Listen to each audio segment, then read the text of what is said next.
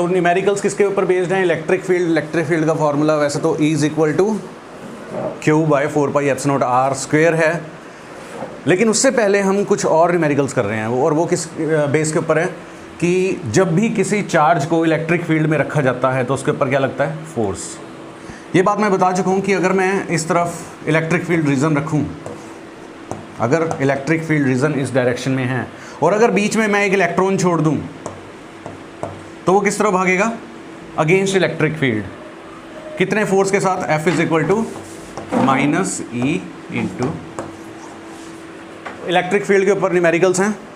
ये एक चीज़ हमने कल बताई दी थी आपको, उससे पहले ही बता रखी है कि जब इलेक्ट्रिक फील्ड रीजन इस डायरेक्शन में फैला हो और अगर बीच में मैं कोई इलेक्ट्रॉन रख दूं, कोई भी चार्ज रखूं, अगर वो नेगेटिव चार्ज होगा तो वो अगेंस्ट इलेक्ट्रिक फील्ड जाएगा, अगर वो पॉजिटिव चार्ज होगा तो वो इलेक्ट्रिक फील्ड की डायरेक्शन में जाएगा। ठीक है, तो उसके ऊपर फोर्स कितना लगता है? F is equal to QE। तो अगर वो इलेक्ट्रॉन है तो Q की जगह -E आ जाएगा, अगर वो प्रोटॉन होगा तो वो +E आ जाएगा।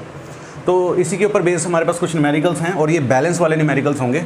तो पहला न्यूमेरिकल जो हमारे पास है आज, calculate magnitude and direction of electric field which keeps a proton just floating, which keeps a proton just floating. ठीक है, तो मेरे पास एक प्रोटॉन है,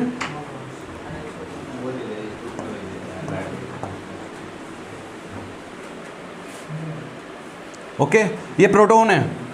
प्रोटॉन ग्रेविटी के लॉन्ग्स किस तरफ? नीचे आने की तरफ कोशिश करेगा ना। प्रोटॉन के ऊपर जो फोर्स लग रहा है, ग्रेविटेशनल फोर्स, वो लग रहा है नीचे, यानी कि इसका वेट किस तरफ है? नीचे की डायरेक्शन में। और अगर कोई इलेक्ट्रिक फील्ड होगा जो कि इसको बैलेंस कर रहा है तो वो इसके अगेंस्ट ही होगा। समझ गए कि नहीं? ठीक है ना। दैट मीन्स इसके ऊपर लगने वाला जो फोर्स है, रिपल्सिव फोर्स, वो इसके वेट के बराबर होगा। ठीक है, और इन्हीं दोनों फार्मूलों को इक्वल करके हम यहाँ से क्या निकाल लेंगे? Electric field. इससे पिछले कूलम्स लॉ में हम क्या करते थे? यहाँ पे F आता था तो वहाँ हम कूलम्स लॉ का फार्मूला लगाते थे, ठीक है, F की जगह। लेकिन अब हम F की जगह इलेक्ट्रिक फील्ड का फार्मूला लगा रहे हैं, F is equal to QE। ये QE किसके इक्वल होगा? mg के।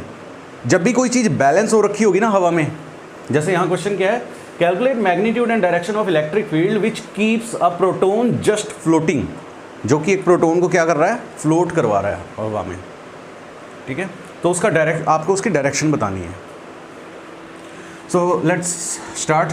अभी मैं डायरेक्शन की बात, अभी सिर्फ बैलेंस की बात बता रहा हूँ, क्योंकि बैलेंसिंग तो तभी होती है ना जब अपोजिट फोर्स इक्वल हो। तो ये ऊपर लगने वाला फोर्स और इसका जो वेट है वो दोनों क्या होंगे? आपस में इक्वल। तो अगर मैं इसी कंसेप्ट को आगे लेके चलूँ तो QE is equal to mg। मुझे क्या फाइंड आउट करना है? Calculate the magnetic electric field. So मुझे क्या फाइंड आउट करना है? E की वैल्यू क्या आ जाएगी यहाँ से? mg divide by q। So what is the value of mass of proton? It's 1.6 into 10⁻⁻27। What is the value of g? यहाँ हम 10 भी रख सकते हैं, अपॉन चार्ज की वैल्यू कितनी होती है? 1.6 इंटू 10⁻⁻19। सो 1.6 से 1.6 कैंसिल, तो 10⁻⁻ को हमने सबको सॉल्व करना है। ठीक है, तो ये कितनी हो जाएंगी? -26, -27 + 1 -26, -19 ऊपर जाएगा। सो -26 + 19 कितनी आ जाएगी वैल्यू? 10⁻⁻7 न्यूटन पर coulomb. This is the electric field. अब इसने पूछा है डायरेक्शन क्या है इसकी। अब आप बताओ मुझे डायरेक्शन क्या होनी चाहिए इलेक्ट्रिक फील्ड की? ऊपर की तरफ या नीचे की तरफ? बोलो डायरेक्शन, इलेक्ट्रिक फील्ड की डायरेक्शन। अभी देखो मैंने ये बताया हुआ है, मान लो ये इलेक्ट्रिक फील्ड है ऊपर की तरफ, तो जो चार्ज रखूंगा मैं, कौन सा चार्ज रख रहा हूँ इस वक्त इसमें मैं? प्रोटॉन ना, प्रोटॉन इलेक्ट्रिक फील्ड की डायरेक्शन में ही जाएगा ना ऊपर। तो अगर इलेक्ट्रिक फील्ड की डायरेक्शन ऊपर होगी तभी इसके ऊपर फोर्स ऊपर की तरफ लगेगा। कौन सा फोर्स? Electrostatic force. और इसका वेट किस तरफ होगा? नीचे की तरफ। तो इलेक्ट्रिक फील्ड किस तरफ होना चाहिए? Vertically upward. समझ गए इसका आंसर? सो मैग्नीट्यूड कितना है? 10⁻⁻7। डायरेक्शन किधर है? Vertically upward. तभी तो ये बैलेंस हो पाएगा। ये क्वेश्चन क्लियर है सबको? आ जाओ नेक्स्ट क्वेश्चन पे आ जाओ। A water particle of mass 10 milligram drop होगा कोई वाटर का, ठीक है, हैविंग अ चार्ज, इतना चार्ज आ रखा है उसके ऊपर 1.6 into 10⁻⁶ coulomb, stays suspended in a room, हवा में है एक पार्टिकल जिसके ऊपर पॉजिटिव चार्ज है। What is the magnitude and direction of electric field? Same question है, बस इस बार क्या आ गया है, वाटर ड्रॉपलेट आ गया, वाटर का पार्टिकल। तो वाटर का पार्टिकल, तो अभी मैं सिर्फ यही लेके चलता हूँ, बाद में हम इसके बाद डायरेक्शन की बात करेंगे। तो इसका जो mg होगा वेट, और इसके ऊपर लगने वाला जो फोर्स होगा वो कितना होगा, QE। ये दोनों आपस में क्या होंगे, इक्वल। तभी तो ये हवा में बैलेंस हो रखा है ना, इसने लिखा हुआ है स्टे सस्पेंडेड, स्टे सस्पेंडेड, जहाँ है वहीं है। ऐसा कब हो सकता है, जब किसी पार्टिकल, चार्ज पार्टिकल के ऊपर लगने वाला वेट और लगने वाला फोर्स दोनों आपस में क्या होते हैं, इक्वल। तो आप इसे सॉल्व करके दिखा सकते हो मुझे, करो अपनी अपनी कॉपीज़ में, इसे सॉल्व करके बताओ मुझे कि कितना इलेक्ट्रिक फील्ड आ रहा है। और अब आपको मुझे ये भी बताना है कि इलेक्ट्रिक फील्ड किस डायरेक्शन में होगा।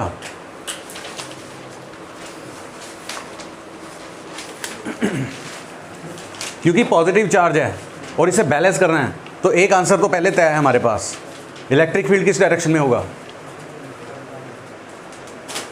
पॉजिटिव चार्ज, पहला भी पॉजिटिव चार्ज था ना, तो इलेक्ट्रिक फील्ड किस डायरेक्शन में आया था, वर्टिकली अपवर्ड, अभी भी वर्टिकली अपवर्ड होगा। तो सेकंड क्वेश्चन में एक वाटर ड्रॉपलेट है जो कि इस इलेक्ट्रिक फील्ड में बैलेंस हो रखा है, जिसका मास है 10 mg। तो हमें बताना है कि कितना इलेक्ट्रिक फील्ड होगा। सो ये वाटर ड्रॉपलेट है, इसका वेट नीचे की तरफ है और इस पर लगने वाला फोर्स, इलेक्ट्रोस्टैटिक फोर्स ऊपर की तरफ। सो क्योंकि ये बैलेंस्ड है तो QE is equal to mg, electric field का फॉर्मूला mg/q। यहाँ जो मास है वो था 10 मिलीग्राम में, तो हमें इसे किलोग्राम में लेके आना है। 10 मिली, मिली मीन्स 10⁻³ और ग्राम को किलोग्राम में, यानी कि एक और 10⁻³ आ जाएगा, तो यहाँ क्या आ जाएगा 10⁻⁶। तो इसे जब सॉल्व करेंगे तो ये हमारे पास सॉल्व करके 65.33 न्यूटन पर कूलम आ जाएगा। क्लियर? चलो अभी थर्ड क्वेश्चन है, how many electrons should be remove from a coin of mass 1.6 ग्राम। सो मेरे पास एक कॉइन है, ये कॉइन है, तो so that it may float in electric field. अगर मैं इसे इलेक्ट्रिक फील्ड में छोड़ दूं तो ये हवा में रहे, जहां है वहीं रहे, ठीक है। तो इसमें से कितने इलेक्ट्रॉन्स रिमूव करवाने हैं हमने। इलेक्ट्रॉन्स रिमूव कराने का मतलब है इसके ऊपर कितना चार्ज आएगा। तो पहले हम ये पता लगा लेंगे कि इसका ऊपर कितना चार्ज आ रखा है, वहाँ से n आ जाएगा। देखो, जब भी किसी चार्ज बॉडी को अगर हमें बैलेंस करना हो इलेक्ट्रिक फील्ड में, और अगर पॉजिटिव चार्ज बॉडी को हमें बैलेंस करना हो, तो इलेक्ट्रिक फील्ड अपर डायरेक्शन में होता है और इसका वेट नीचे की डायरेक्शन में होता है। तो इसका वेट mg डाउनवर्ड है और इस पर लगने वाला फोर्स, इलेक्ट्रिक फील्ड के अंदर लगने वाला फोर्स ऊपर की तरफ है, और वो कितना है, Q इंटू E। और अगर ये हवा में तैर रहा है, फ्लोट कर रहा है, तो QE किसके इक्वल होगा, mg के। तो इस क्वेश्चन में QE is equal to mg। आपको पता है किसी बॉडी के ऊपर कितना चार्ज आता है, जब उसके कुछ नंबर ऑफ इलेक्ट्रॉन्स ट्रांसफ़र करते हैं या निकल जाते हैं उसमें से, और उसका फॉर्मूला क्या होता है, Ne। तो यहाँ से हमें ये n फाइंड आउट करना है, हो जाएगा। क्योंकि इलेक्ट्रॉन्स निकले हैं तो बॉडी के ऊपर चार्ज भी इलेक्ट्रॉन्स की पॉजिटिव चार्ज आएगा। इलेक्ट्रॉन्स निकले हैं तो क्या आएगा, पॉजिटिव चार्ज। इलेक्ट्रिक फील्ड हमें दे रखा है कितना, 10⁻⁹। m हमें दे रखा है 1.6 इंटू 10⁻⁻3, क्योंकि ग्राम में है और किस में कन्वर्ट करना है हमें, किलोग्राम में। m पता है, g 10 रखेंगे और सॉल्व हो जाएगा। करो फटाफट अपनी कॉपीज़ में, मैं भी आंसर निकालता हूँ साथ में। n is equal to m की वैल्यू 1.6 इंटू 10⁻⁻3 इंटू 10/E,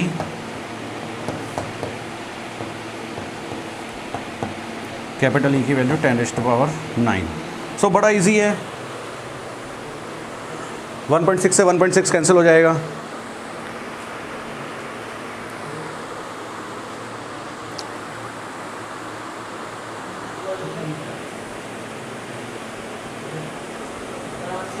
यहाँ 9.8 की फॉर्म में ले आता हूँ मैं से, क्योंकि कहीं कहा नहीं है ना मैं 10। तो कितना आ रहा है आंसर, 98। आगे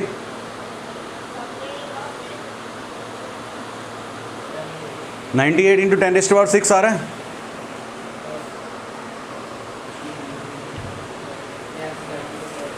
कितने नंबर ऑफ इलेक्ट्रॉन्स ट्रांसफ़र होंगे? 98 इंटू 10⁻6 नंबर ऑफ इलेक्ट्रॉन्स इसमें से ट्रांसफ़र होंगे।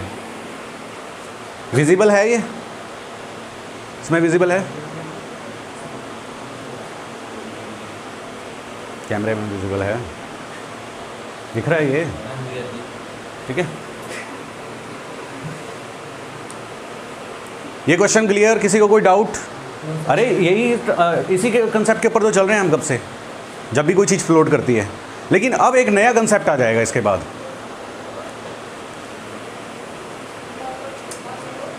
हो गया सबका ये? चले नेक्स्ट क्वेश्चन पे। अब आप सोचो नई कहानी। ये रहा मेरे पास एक इलेक्ट्रिक फील्ड। ओके, जब मैं किसी चार्ज को इसके अंदर छोड़ता हूँ, अगर पॉजिटिव चार्ज को इसके अंदर मैं रिलीज़ करता हूँ, छोड़ देता हूँ, तो वो किस तरफ जाता है? अगर मैं उसी पॉजिटिव चार्ज को इसके अगेंस्ट फेंकूँ तो वो कुछ देर के बाद रुकेगा कि नहीं? यानी कि मैंने जोर लगा के इस इलेक्ट्रिक फील्ड के अगेंस्ट एक पॉजिटिव चार्ज फेंका है, मैंने थ्रो किया है चार्ज, तो अपोजिट इलेक्ट्रिक फील्ड या अपोजिट फोर्स इसको थोड़ी देर के बाद क्या कर देगा? रोक देगा, और उसके बाद फिर यहाँ से वापस लेके जाएगा। ऐसा होगा कि नहीं? तो अब क्वेश्चंस ऐसे आएंगे कि हमें ये बताना है ये कितनी देर में रुक जाएगा, कितने डिस्टेंस के बाद रुक जाएगा, ठीक है, या इसके ऊपर लगने वाला एक्सेलरेशन कितना है। क्लियर ये बात? ठीक है।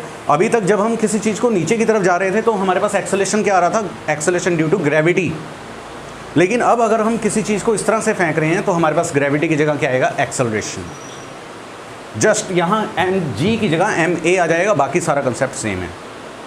और उसके बाद हम अपने मोशन के फॉर्मूले लगाएंगे, क्योंकि इस बार हम ऑब्जेक्ट्स को क्या करवा रहे हैं? मूव। इसी कंसेप्ट के ऊपर हमारा ये क्वेश्चन है, तो बड़े ध्यान से समझना क्वेश्चन को। तो क्वेश्चन पढ़ते हैं पहले। Find the time taken by particle of mass 10⁻⁻18 kilogram carrying a charge, positive charge है, ठीक है, यहाँ कुछ नहीं लिखा तो पॉजिटिव चार्ज है, to fall through a distance of 8 metre in electric field. To fall through a distance of 8 metre in electric field is this. ठीक है, तो अब हम ये पता लगाएंगे कि कितना एक्सेलरेशन इसको मिलेगा। एक्सेलरेशन निकाल लेते हैं, क्योंकि इलेक्ट्रिक फील्ड इसको और स्पीड दे रहा है। अब ये सिर्फ ग्रेविटी के अलोंग नीचे नहीं आ रहा, सिर्फ ग्रेविटी के अलोंग नहीं आ रहा, ग्रेविटी के साथ साथ इलेक्ट्रिक फील्ड भी इसको नीचे खींच रहा है। कंसेप्ट समझ आ गया? चलो अब आगे चलते हैं, इस क्वेश्चन को सॉल्व करते हैं और पहले देखते हैं कि कितना एक्सेलरेशन आया है इसमें। फॉर्मूला क्या है? QE is equal to MA। First of all find acceleration. Acceleration कैसे फाइंड आउट होगा? QE by M। So acceleration is Q की वैल्यू कितनी है? ढूंढो, ये रही 3.2 इंटू 10⁻⁻19। इलेक्ट्रिक फील्ड का फॉर्मूला, इलेक्ट्रिक फील्ड कितना दे रखा है? 8 इंटू 10⁻²। मास कितना है? यहीं के ये रहा 10⁻⁻18। कन्वर्ट करने की ज़रूरत है क्या? ऑलरेडी किलोग्राम में है। कंसंट्रेशन बनाओ बच्चों, इसे सॉल्व करना है। सो समय बचाने के लिए हम इसे थोड़ा जल्दी सॉल्व कर लेते हैं। सो 256, इट्स 256, यहाँ लिख देता हूँ मैं। ठीक है, तो ये सारा सॉल्व करके एक्सेलरेशन कितना आ गया? बोलो 256। यानी कि जब हमने उस पार्टिकल को छोड़ा इलेक्ट्रिक फील्ड में तो उसका जो एक्सेलरेशन है वो इतना है। इस एक्सेलरेशन के हिसाब से हम ये बता सकते हैं कि कितने टाइम में वो 8 मीटर का डिस्टेंस ट्रेवल करेगा। यहाँ तक क्लियर है सबको? ठीक है, तो एक्सेलरेशन हमने फाइंड आउट कर लिया। एक्सेलरेशन के बाद अब हम फाइंड आउट करेंगे क्या? Distance, time, sorry time, distance तो हमें दे रखा है। S is equal to half, जानते हैं इस फॉर्मूले को? U क्यों? U हमने 0 इसलिए लिया है क्योंकि हमने ऑब्जेक्ट को क्या करवाया? फॉल करवाया है, उसे थ्रो नहीं किया। ठीक है, so S is equal to half AT square. S कितना है हमारे पास? 8 मीटर। हाफ एक्सेलरेशन कितना है? 256 and this we have to find. ठीक है, तो हमारे पास टाइम कितना आ जाएगा इसमें? ये सारा सॉल्व करके आ जाएगा 0.25 सेकेंड। 0.25 सेकेंड। ठीक है, क्लियर? ये क्वेश्चन कंसेप्ट समझ आया ना? क्वेश्चन में क्या लगाया हमने? तो अभी तक आपने बैलेंस करने वाले क्वेश्चन सीखे हैं। जब किसी चीज़ को हम हवा में बैलेंस करते हैं तो क्यू ई किसके इक्वल होता है, mg के इक्वल। लेकिन अगर किसी चीज़ को हम छोड़ दें और वो नीचे गिर रही हो तो उसमें एक्सेलरेशन निकालना पड़ता है पहले, जैसे अभी हमने पहले फाइंड आउट किया। क्लियर है क्वेश्चन? इसके बाद अब हम नेक्स्ट क्वेश्चन पे चलते हैं। सो फिफ्थ क्वेश्चन है, अ चार्ज पार्टिकल ऑफ मास 1 ग्राम, ये रहा charge particle, suspended with a thread. Thread की लेंथ कितनी है, 40 सेंटीमीटर, ठीक है, तो ठीक है 40 centimetre in horizontal electric field. Suppose करो इलेक्ट्रिक फील्ड मैंने इस डायरेक्शन में दिया है। इन हॉरिजॉन्टल इलेक्ट्रिक फील्ड, कितना इलेक्ट्रिक फील्ड है, 4 × 10⁴। If particle stage 24 centimetre from the wall, अगर मैं इसे 24 सेंटीमीटर दूर इक्विलिब्रियम में ले आऊँ, find charge on the particle, तो बताओ इस पार्टिकल के ऊपर चार्ज कितना है। तो ऐसे क्वेश्चंस हमने ऑलरेडी पहले किए हुए हैं, ठीक है। तो इनका वर्किंग फॉर्मूला क्या होता था, अब देखो ये इस तरफ क्यों आया, इतना तो पता होगा आपको, क्योंकि हॉरिजॉन्टल इलेक्ट्रिक फील्ड इस चार्ज पार्टिकल को अपने साथ इलेक्ट्रिक फील्ड में लेके जाएगा, ठीक है। लेकिन क्योंकि ये थ्रेड से बंधा हुआ है, थ्रेड में क्या आ जाएगी, टेंशन, जो कि इसे यहाँ पे इक्विलिब्रियम में ले आएगी। और जब इक्विलिब्रियम में आ जाता है तो पहले मैं इनकी नेमिंग दे देता हूँ। Suppose this is O, A and B।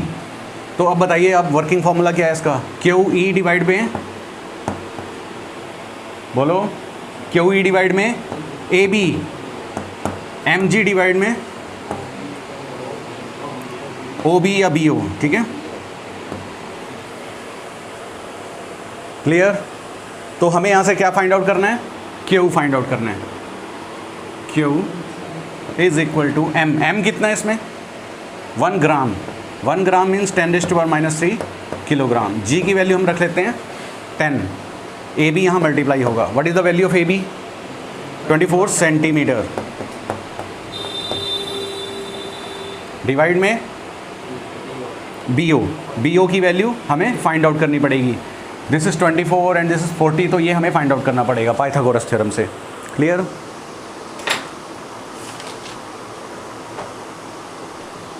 .32 metre आ जाएगा, 0.32 मीटर। पाइथागोरस थ्योरम से सॉल्व कर लोगे। ये कितना है 40, ये कितना है 24, तो ये आपके पास फाइंड आउट हो जाएगा। और इस सारे को सॉल्व करके हमारे पास आंसर आ जाएगा, दैट इज़ 1.8 × 10⁻⁷।